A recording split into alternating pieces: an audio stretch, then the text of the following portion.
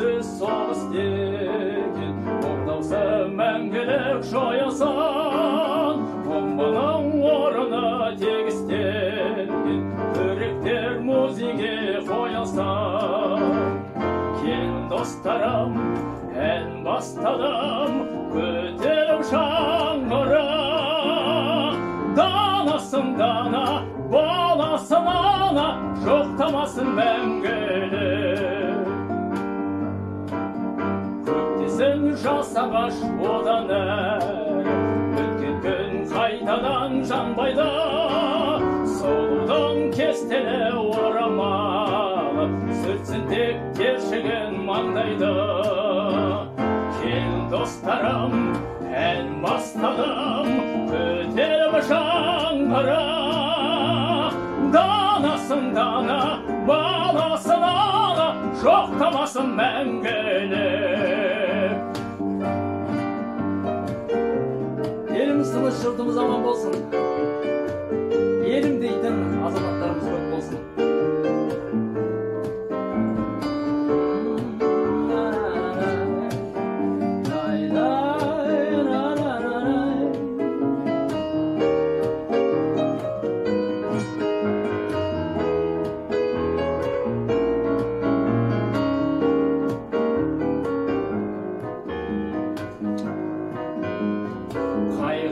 Білмесін ана жаны Қазіргі адамдар мансол Әлемдің бар сәби балалар Оянсын ұйқысы қанған соң Кел достарым, ән бастадым Көтеріп жаңғыры Данасын дана, баласын ана Жоқтамасын мәңгілік Dostlarım, en бастадым, көтеріп жаңғыры Данасын дана, баласын ана, жоқтамасын мәңгілік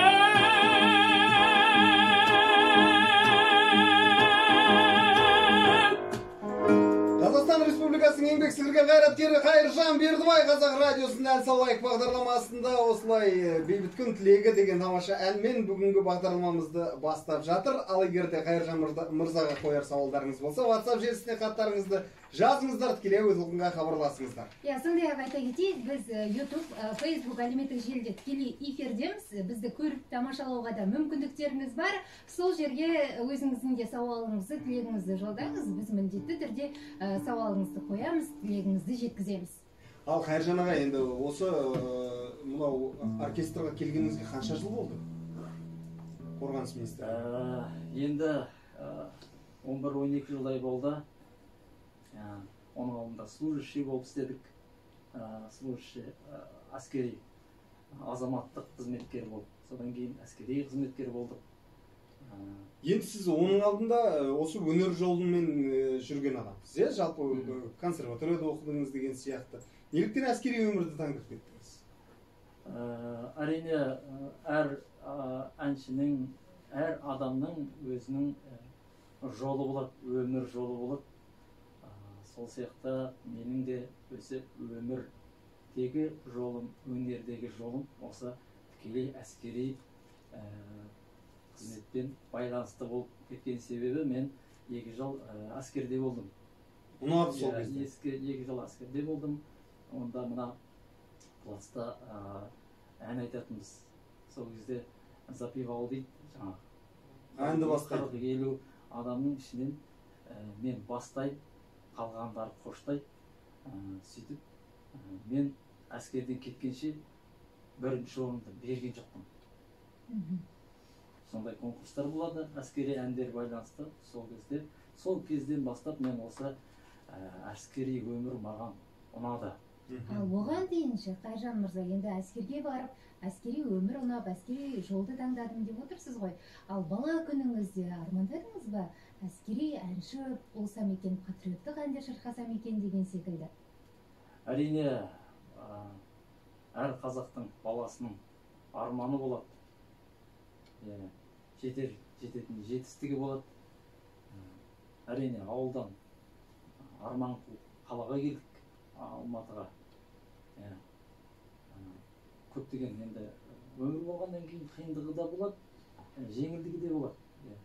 Мынау айтады ғой, қиындықсыз жеңілдік болмайды дейді, жоғалтусыз табу болмайды дейді, сабырсыз жеңіс болмайды дейді. Мүмкін осы сабырлығымнан осындай жеңіске жеткен шығармын. Өйткені мен өзім өте шаруаның баласымын. Ауылда өскен, кәдімгідей біреулердің ойлағандайындай адам емеспін. Кәдімгідей қойдың артынан қойшының баласымын дейсіз ғой. Сөйтіп солай өстік. Енді әкемнің қанынан келген шығар. Әкем ән айтқан, менің әкемсіз той-томалақтар өтпейтін болған. Соның салдарынан мен домбырамен, қазақтың қара домбырасымен Алматыға келдім, бірақ енді мына домбыра саласына емес, опера жанрына кеттім. Өйткені бұған бірден бір себепкер менің ұстазым, соғыс ардагері, профессор Бекенұлы Жылысбаев деген атамыз марқұм болып кетті қазір. Сондай көптеген шәкірттер тәрбиелеген ол кісі. Шетелдерде де шәкірттері жүр. Сол кісі менің осы өнердегі жолымды ашқан адам. Содан кейін осы опера жанрында ән салып келе жатырмын. Яғни әке көрген оқ жонар демекші, әкеңіз ән шырқағандықтан сіз де бала кезіңізден осы ән саласында болуды армандадыңыз. Ақырында мінекей қазіргі таңда өнер қайраткері болып тамаша әндерді шырқап отырсыз. Және де сіздің орындауыңызда тағы да бір ән тыңдасақ, қандай ән орындайсыз? Әрине, қазір енді мына патриоттық мына отан қорғаушылар күні болғаннан кейін жаңа жақсы бейбіт күн тілегі деген әнмен аштық. Енді қазақтың жазық даласындай керемет халық әндері бар. Сол әндерден де айтып отқан жөңгеріп тұрмын. Қазір халық әні Дударай деген әнді орындап берейін. Қалауыңыздар Қазақ радиосымен бірге болайық, ән салайық бағдарламасы. Және де байланыс нөмірімізді де айта кетейік, тыңдаушыларымыз үшін 8-755-3355 дәл осы нөмірге қоңырау шалып хат жазыңыздар, біз тікелей эфирдеміз.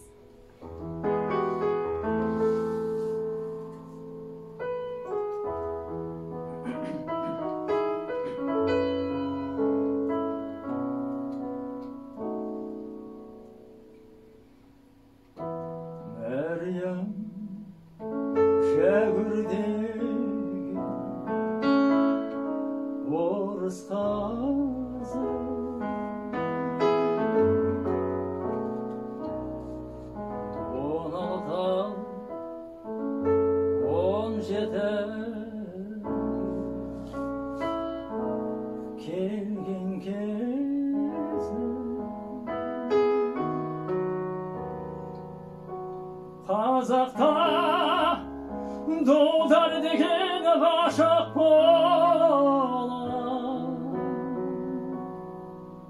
сондағы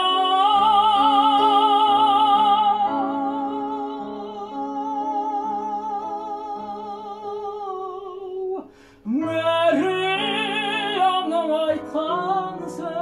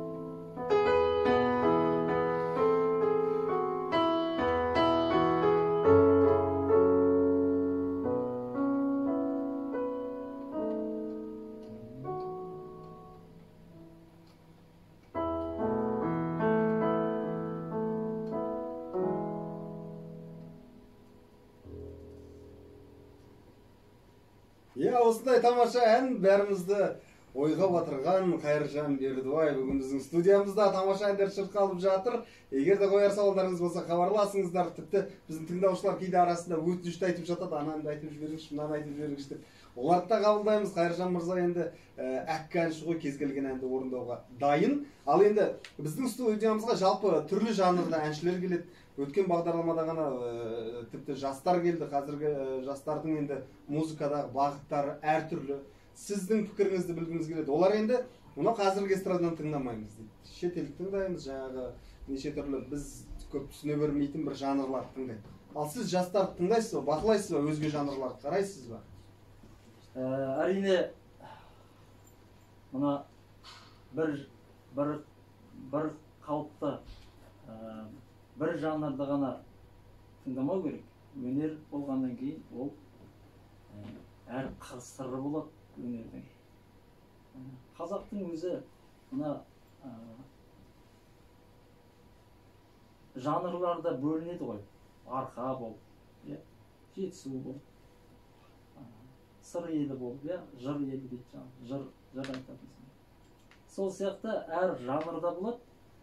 Мен қарсы емеспін. Өйткені жастар өсіп жатса, сол шетелді сол өнерлерімен таңғалдырып, тамсандырып, қазақ елімізді әлемге танытып жатса, әрине нұр үстіне нұр.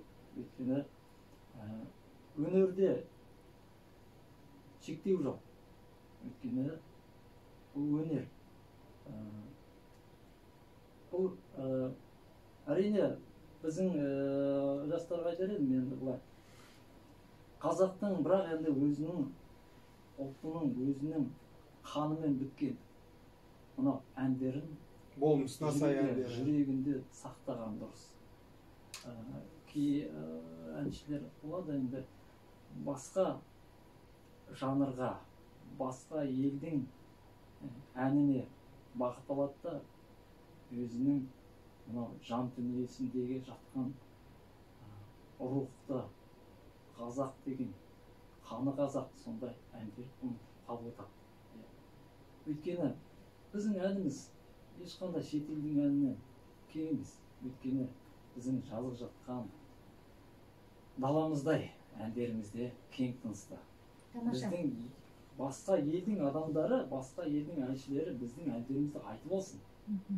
Өйткені біздің Біржан Сал, Ақан Сері, халық әндері қандай, Абайдың әндері, бері келер мынау Шәмші Қалдаяқтың әндері қандай, халықтың жүрегінен жол тапқан. Сондай. Бірақ қазіргі тыңдаушы байқасаңыз тез жатталуына қарайтын сияқты. Осындай мысалы терең мағыналы, музыкалық жағынан керемет иірімдері көп әндерді емес, керісінше жылдам жатталатын әндерді тыңдаған оңай сияқты. Солай қарай кетіп бара жатқан сияқтымыз. Жақын уақытта бір сол 3-4 нотадан аспайтын әндер, тіпті 2 нотадан тұратын әндерді ғана тыңдайтын жағдайға жетіп қалатын сияқты емеспіз бе? Қалай қарайсыз? Енді онда 2 нота, 3 нота, 4 нотамен айтатын әндерде болады. Енді оның әр әншінің өзінің деңгейіне байланысты. Оның үстіне бұл кей болады, халыққа 4 нота болса да, 2 нота болса да, халықтың жүрегіне жол тауып.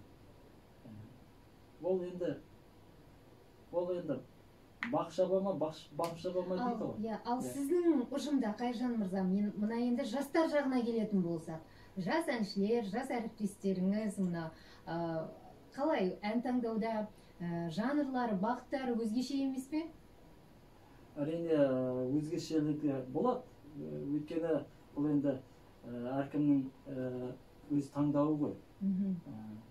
Әншілер енді көбіне мынау диапазонға байланысты өз шамасына қарай ән таңдайды.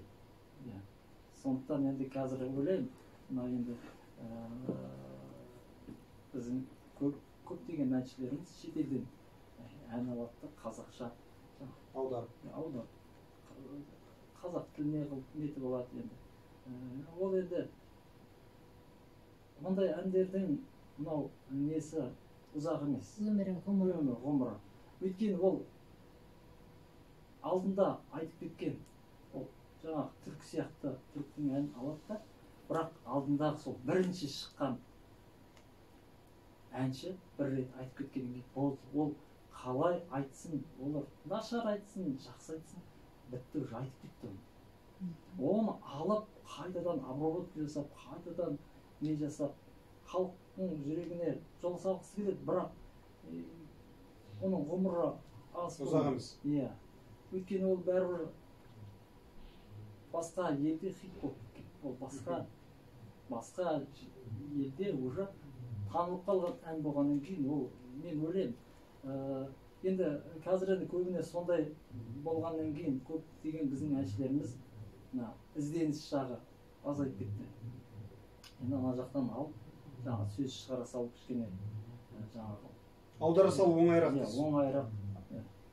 Ал енді мына опера стиліндегі әндер кезіндегі шыққан, осы Италияның әндері болсын, бәріміз соны тыңдадық. Мысалы Санта Луджия деген сияқты әндерді бәріміз де білеміз, ол опера стилінде орындалса да бәрімізге ұнайды. Өзіміздің халық әндері, олардың бәрі де опера стилінде айтылса да, біз бәріміз оны тыңдаймыз. Ал қазіргі кезде опера стиліндегі жаңадан шыққан әндер көп жоқ, Димаштың орындауында бір санаулы бір әндер бар шығар. Ал басқа әндер ондай бір керемет хит болып жатқан жоқ. Болашақта осы опера стиліндегі әндер хит болуы мүмкін бе? Қалай ойлайсыз? Әлде осы эстрадамен кеттік пе соның артынан қуып? Жоқ, енді бұл опера стилінде әрине хиттер шығады. Өйткені әннің бағын ашатын әнші ғой. Сондықтан да, сіз айтып отырсыз, Италияда сондай әндер кезінде айтылды деп, әрине. Бірақ біз қанша дегенмен, мынау Италияның әнін айтқанмен, біз итальянец болып кетпейміз. Олар өзінің елінде әлі де хит. Біздің Қазақстанда, басқа елдерде ол аты шықпай қалғанмен, ол өз әнші. Қалған сияқты болып кеткен ғой. Солай. Ал біздің енді, біздің жаңашылығымыз қазір енді көбіне мынау жанды дауысқа көңіл бөліп жатырық қой. Бұл керемет нәрсе. Осы жанды дауыста жастар, Құдай қаласа, алдағы уақытта шетелде бағындырады деген үміттемін. Өйткені кейінгі кезде ойласаң, енді 3-4 жыл бұрын мынау фонограмма деген қатты қарқынды дамып кетті ғой. Сол себептен қазір жанды дауыста айтқандар дұрыс дейсіз ғой. Енді жүрегі қазақ, қаны қазақ, қашанда мына халық әндерін тыңдаған кезде делебеміз қосып, рухымыз жанып, осы қазақ әндерін тыңдағымыз келетіні рас. Сондықтан да тағы да бір осынау рухты бір тамаша әнге кезек берсек. Кезек бермес бұрын бізде қазір жарнамадан кейін шырқаймыз. Қандай ән болады ол? Мен енді қазір мына композиторлардың ішінен ұлы композитор деп айтсам болады. Илья Жақанов деген үлкен талаған бар, үлкен кісі, сондай бар. Көп деген қазақ халқына көп деген әндерін қалдырған. Әлі де шығарып жатыр. Көп деген жақында ғана сөйлестім. Бүгін қандай ән орындалады қазір? Алла қаласа қазір сіздердің алдарыңызда сол Илья Жақанов ағамның Еділ мен жайық деген. Еділ мен жайық. Міндетті түрде тыңдаймыз, бірақ бізде қазір кішігірім жарнамадан соң тамаша Еділ мен жайық әнін біздің әуе толқынынан тыңдай аласыздар. Анау 30 секунд қана жарнама, сразу әнге дайындала беріңіздер. Ау, әнге дайындала беріңіздер, 30 секунд жарнама. Көріп жіберейік. Еділ мен жайық. Қалай? Бүгін ғана шығар. Бармай қалдым.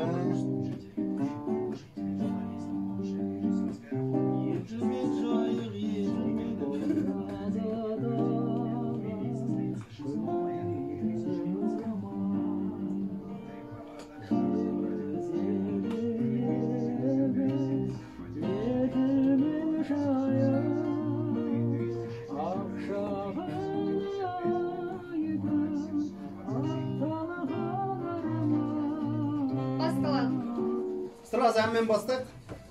Давайте, удачи.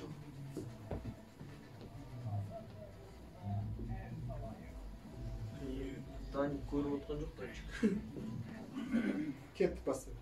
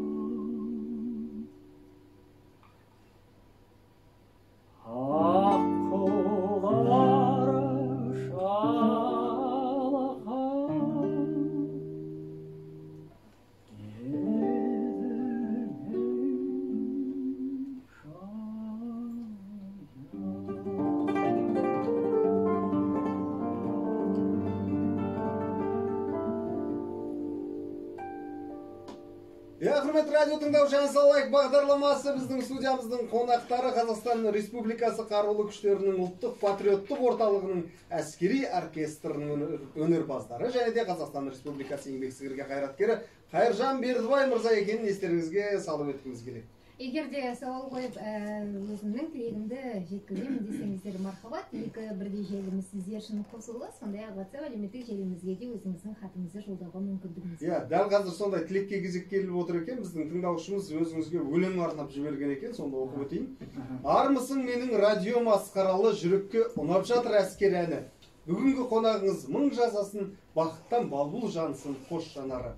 Сәттілік тілеймін мен бәріңізге. Уақыт тұрып отырмын әніңізге, қонақтарын құрметті аман болсын, еш жамандық көрінбей көзіңізге.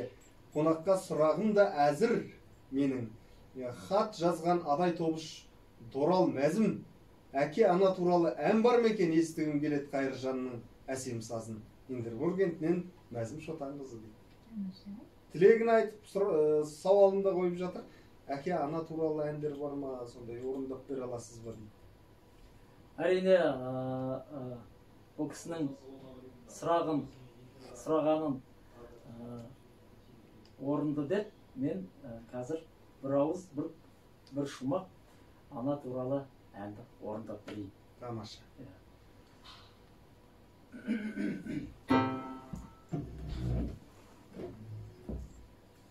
Я жігіттер еріп сүйемелдеп кетуі де әбден мүмкін.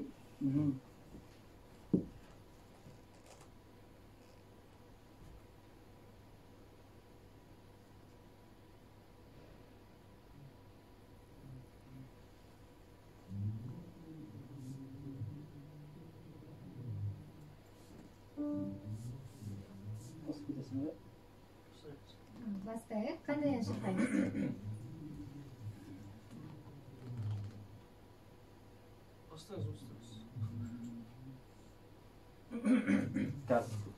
Қайыржан мырза ойланып алсын. Ана туралы, әке туралы әнді бірден айту, бірден шырқап кету мүмкін емес, өйткені ана, әке деген кезде барлығымыздың қобалжитынымыз, толқитынымыз да бар. Оның үстіне ән көп қой, қайсысын айтам деп ойланып жатқан болу. Қазір Қайыржан мырза кішігірім дайындалып алсын, біздің тыңдаушымыздың сауалы болатын, ана әкеге байланысты ән шырқап беріңізші деген. Және де қазір міндетті түрде сіздің тілегіңізді орындаймыз, кішігірім дайындықтан соң. Ал құрметті радио тыңдаушы, сіздер бізді YouTube және де Facebook желілерінен бақылауды ұмытпаңыздар. Және де сауалдарыңыз болса, сол жерге астына жазып кетіңіздер, міндетті түрде хаттарыңызды оқуға дайынбыз. Ал біз енді аналарымыздың сұрауы бойынша ана туралы жырды орындап берейін. Солғанша гүлім көзде тоңып, ана деп ән салам, жүрейін мейлі жүзге толы, бөбекпін мен саған. Ана, мәңгі дос сен ғана, абзал ана, көңілің кең дала, дарасың сен маған, данасың сен маған, мақтанатын мархабатым, ана, мәңгі досың ғана, ана деп ән салам, анашым жанана, ана, мәңгі досың ғана, ана деп ән салам, анашым жанана. Ана, мәңгі дос сен ғана, абзал ана, көңілің кең дала,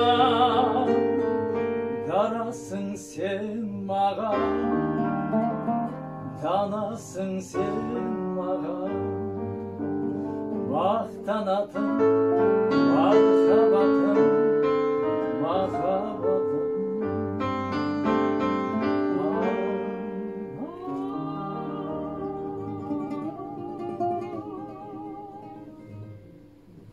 біздің тыңдаушының тілегі мінекей сұрағанымыздай ана туралы тамаша әнді импровизациямен аяқ астынан біздің қонақтарымыз тамаша орындап берді. Тілегіңіз орындалды, разысыз деген ойдамыз. Енді бізде санаулы ғана минуттар қалған екен, сондықтан да тағы да бір кезекті әнімізге шырқасақ, иә? Қандай әнді орындаймыз? Енді кезек қандай әнге келді? Енді мына арқаның жерінде жүргеннен кейін біздің Сәкен Сейфуллин бабамыздың өзі ерекше әні бар ғой. Қазаққа, бүткіл қазақ еліне танымал. Тау ішінде деген әнді.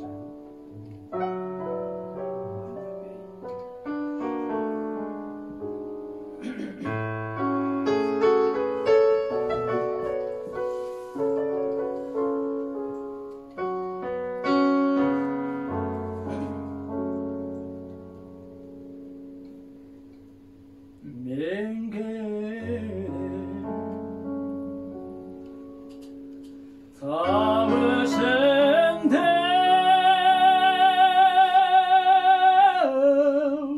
tünden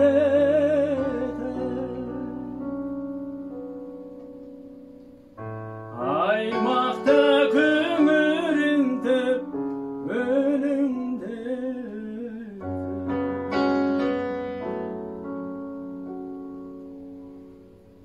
astımda ak boz atam salan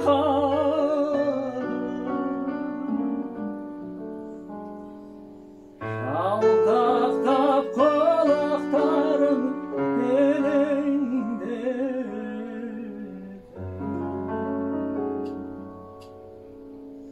Ақ бозат менің тұлпарым Шалқаған көңіл сұңқарым Көкірек келіп жұттым мен Ауаның жастау жұпары Ау,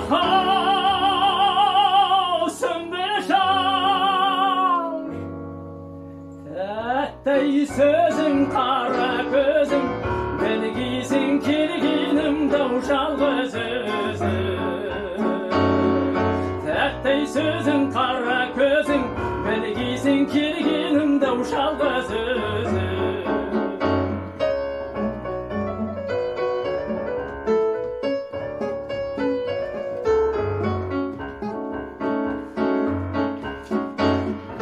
Ән салды есім айда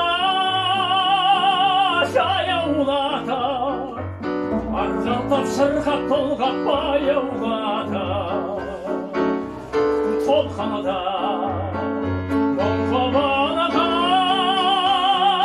әнім десті Аңдарсың кірпік қақпай ояу жатыр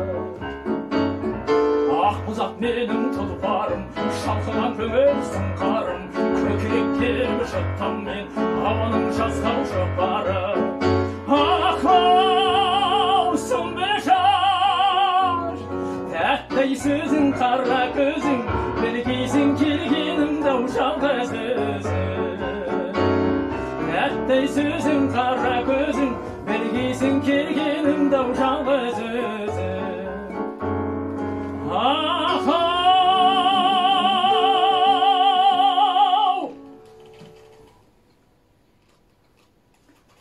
Сүмбе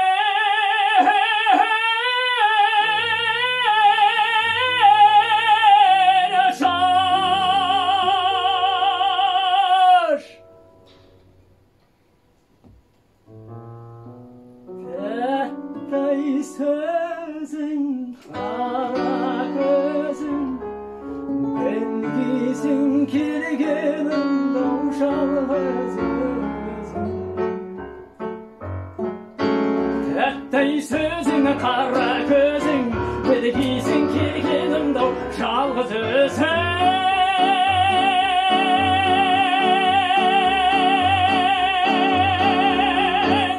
Қайыржан Бердібай қазақ радиосында мен келем деп ән шырқады тау ішінде деген тамаша әнді орындаған болатын.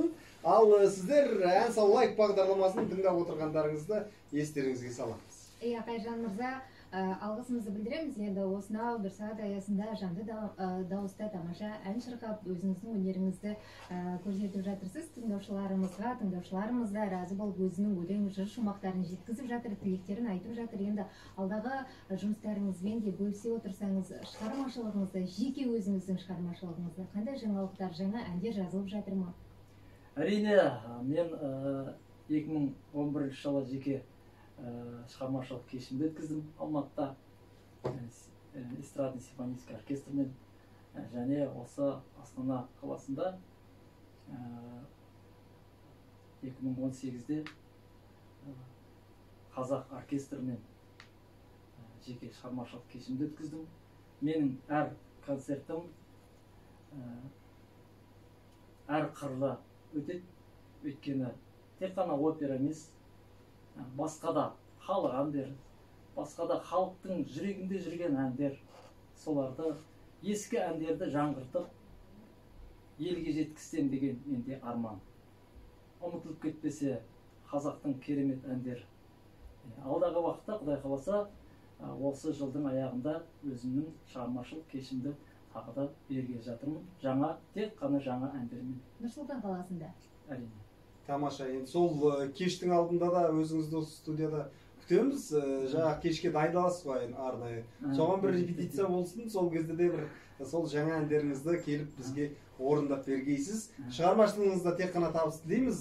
Біздің жауынгерлерімізді, халықты жігерлендіретін тамаша әндерді жарыққа шығара беріңіз. Жарқырап осылай күліп ойнап әрдайым ән шырқап жүруіңізге тілектеспіз. Студияға келгеніңізге мың алғыс. Бүгінгі бағдарламаны тағы да бір тамаша әнмен тамамдаса қандай ән орындаймыз? Мына отау қорғаушылар күні болғаннан кейін міндетті түрде біз сарбаздардың рухын көтеретін біздің мынау әскери патриоттық елімізді қорғап жатқан офицер мырзалар, сарбаздар, соларға жақсы бір әскери ән орындаған жөн қойыптырмыз. Сарбаздар деген әнді қабыл алыңыздар. Сарбаздар деген тамаша әнмен бүгінгі бағдарламаны тәмамдаймыз. Ал құрметті радио тыңдаушы, бүгін студиямызда болған Қазақстан Республикасының қарулы күштерінің орталығының әскери оркестрінің өндірушілері және де Қазақстан Республикасының еңбек сіңірген қайраткері Қайыржан Бердібай. Біздер шығыспен көрсеткен әріптесім Ерташ Жақыпбай, мен Әйгерім Нұрбекқызы. Әр сейсенбі ән салайық бағдарламасын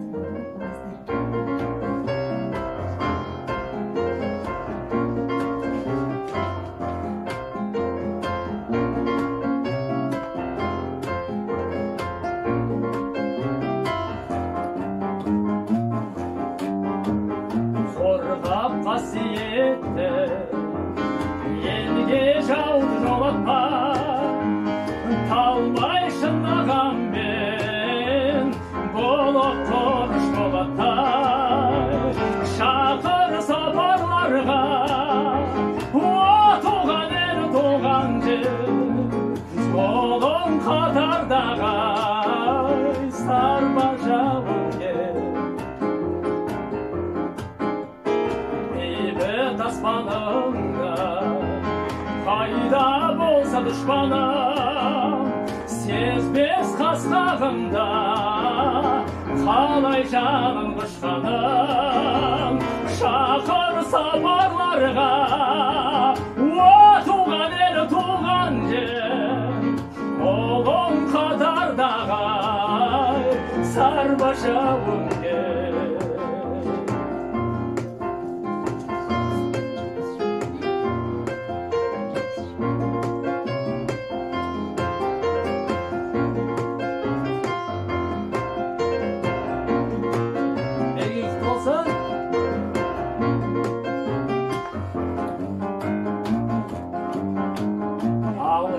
Tanıstanım, şürmün elim savaşı, senin tanıştığın, benim borçum.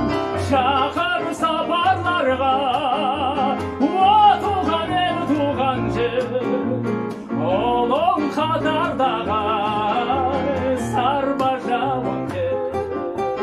Şakır saparlarga, Oğlum kadarda